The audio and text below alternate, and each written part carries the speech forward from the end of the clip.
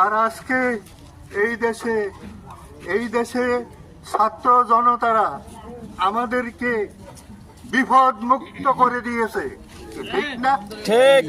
যাদের জান এবং জীবন সম্পদের ত্যাগের বিনিময়ে আমরা এই সময় এই সুযোগ পেলাম, আর আজকে আমাকে তোমরা যাইতে দিবে না, এইটা আমি মেনে নিতে পারি না। আল্লাহ আমার এই প্রাণ প্রিয়, আমার এই শ্রীমন্তপুর 22 নম্বর ওয়ার্ডের প্রত্যেকটা ঘরে ঘরে আমার আনাগোনা আছে নি? আমি ছাত্রদেরকে লেখাপড়া করে গেছি, কিন্তু আমি একটি টাকাও হোস্টেল চালু করেছি নিজের খাইয়া। কথাটা কি সত্য? জি।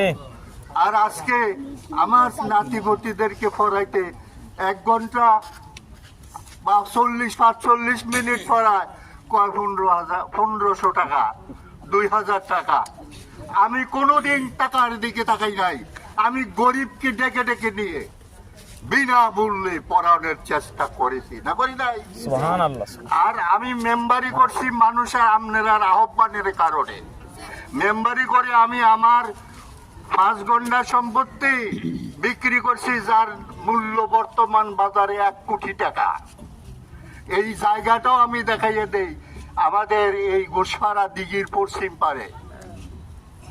অথচ মেম্বারি করছি, মেম্বারির জীবনের শেষ পর্যায়ে 5 ঘন্টা জমি বিক্রি করে আমি ঋণ পরিশোধ করছি। আমার এখন একটা কথা হলো, এই আল্লাহ রাব্বুল আলামিনের পক্ষ থেকে বলা হয়েছে, সৎ কাজের আদেশ দাও, অসৎ কাজের নিষেধ করো।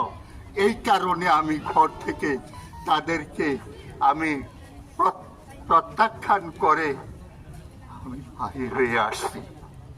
আপনাদের প্রতি আমার আকুল আবেদন থাকবে, আপনারা যারা সামনে আছেন, আমার আপনাদের ভাই আছে, বোন আছে, ভাতিজা আছে, ভাতিজি আছে, জামাই আছে, আসেনি?